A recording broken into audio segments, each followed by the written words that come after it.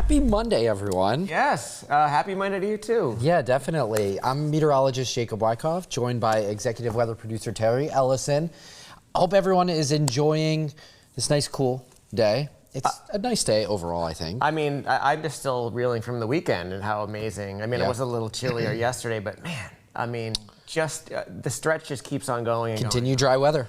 Continued. And I guess today, at least what we're focused on for the first part, is the downside, I guess, of all this lovely, dry, sunny fall weather, and those are some local wildfires. Yeah, so if you tuned into the news over the weekend, we were covering a couple different wildfires. The big one was in Salem, where I believe they continue to battle some hot spots here and there.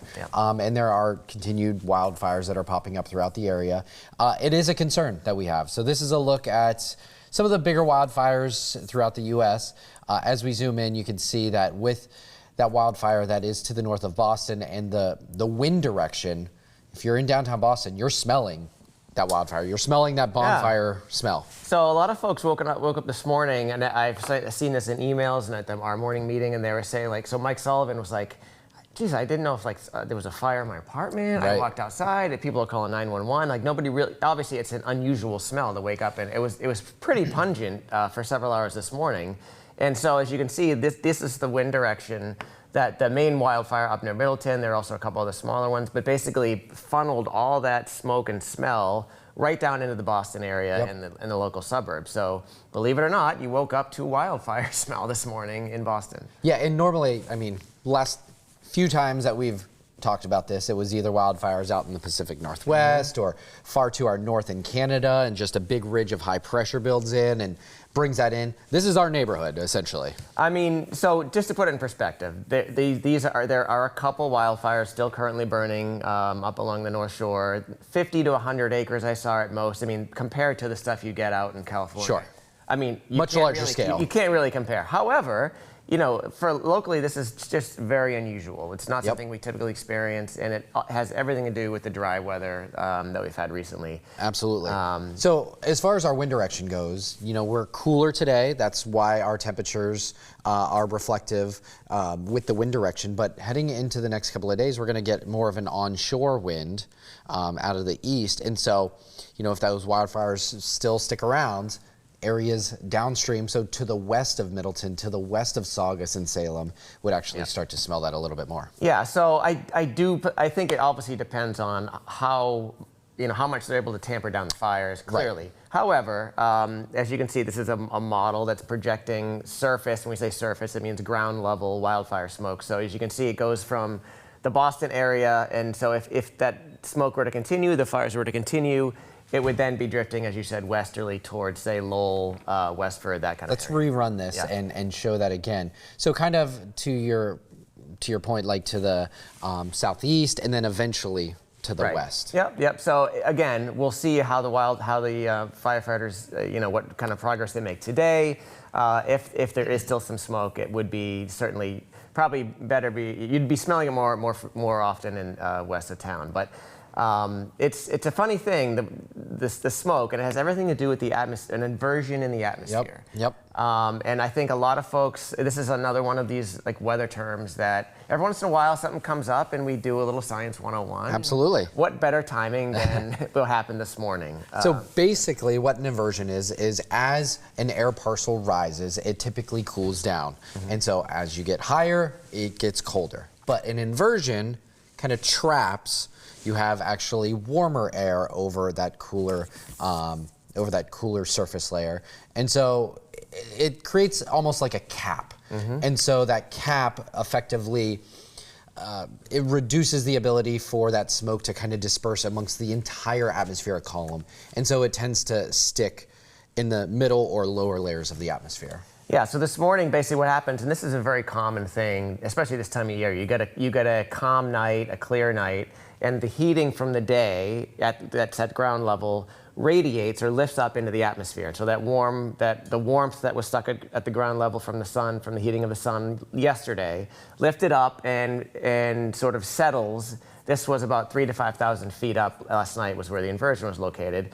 and this morning. So basically you have this warmer layer of air above our heads that, as you said, caps the atmosphere. So when the wildfire smoke happened, drifted up a few thousand feet, and then it was just basically shunted or stopped, and then got sort of pushed down and marinated, if you will, in the lower couple thousand feet of the atmosphere. So, and there's just another look at it, that warmer layer, about 3,000 to 5,000 feet. The wildfire smoke and smell, odor has nowhere to go, so it gets pushed back down towards the ground level. In this case, because of the winds were slightly out of the north, down towards Boston. There you go. Yep.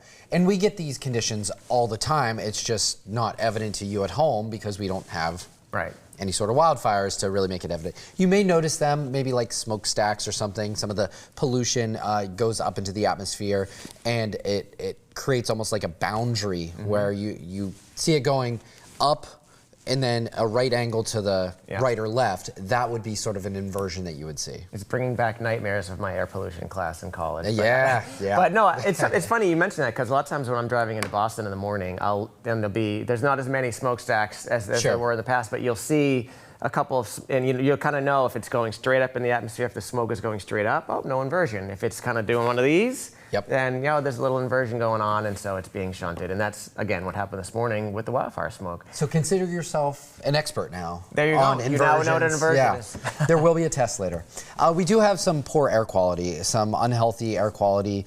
Measurements were taken in the Boston area, especially as you go into downtown, but also just to the north of town.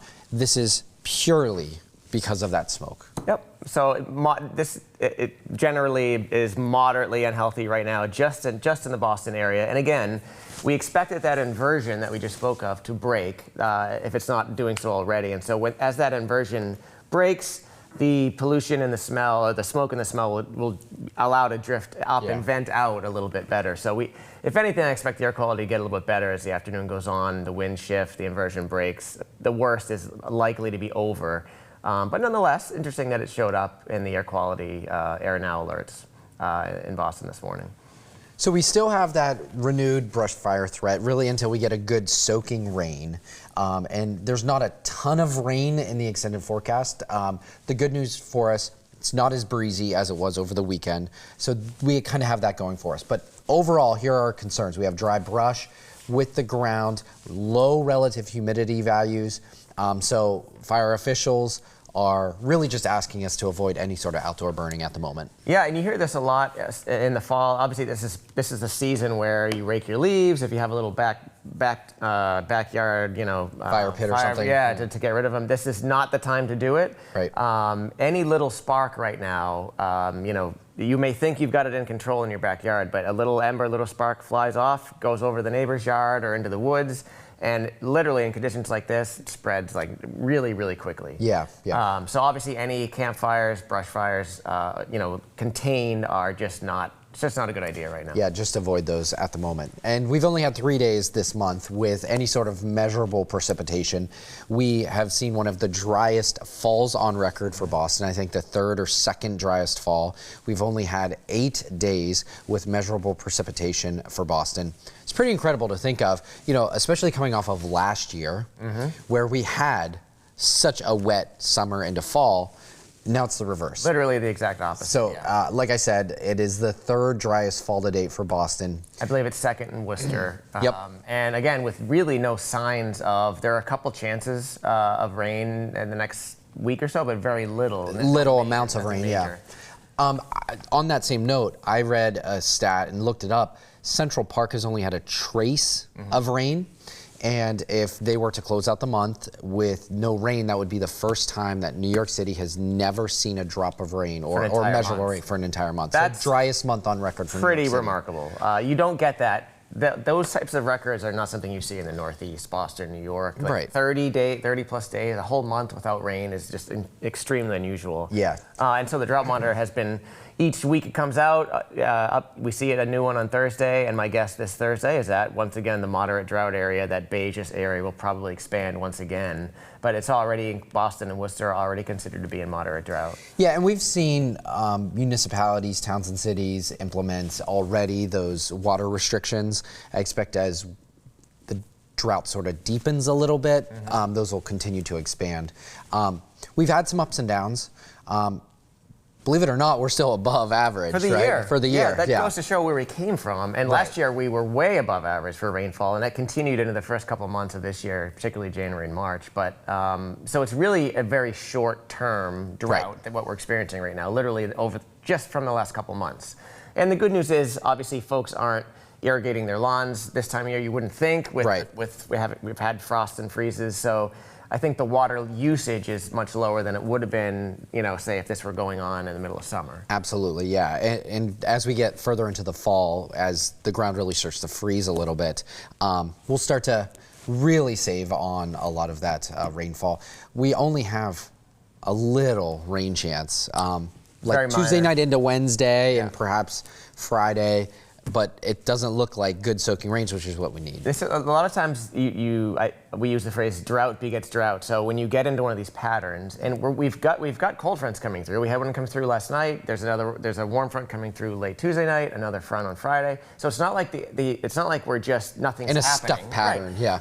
But all of these fronts are coming through essentially dry, or with just a few sprinkles, and that's not atypical when you get in one of these patterns. Sometimes you just can't squeeze out a drop. And in other years, like last year, it seemed like every time somebody sneezed, we got like an inch or two of rain. You know what I mean? That is true. You get in these patterns, and it's really hard to break out of them.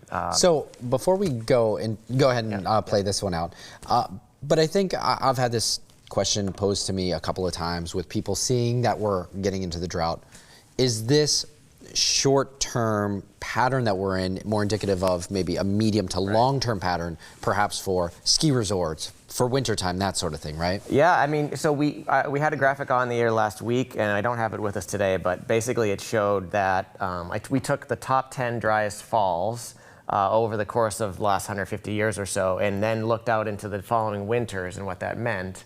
And 8 of those 10 had well below average snowfall. Interesting. So, again, many factors involved, luck and change. Yep. But 80% of the time, when you have a really dry fall, at least thus far, we're very dry fall, you get a less snow than average. So, take it for what it's worth. Yeah. Obviously, a lot of those also happened in the early 1900s, and obviously the atmosphere is much different now than it was then for a variety of reasons. Sure. But again, here's another map just showing, basically this goes through Sunday, shows you the total amount of rainfall forecast. This is just one model, but you can see basically either nothing or maybe 100th to maybe a 10th of an inch in southern New Hampshire and northern Mass, and that's it. Yeah, that's incredibly bone dry.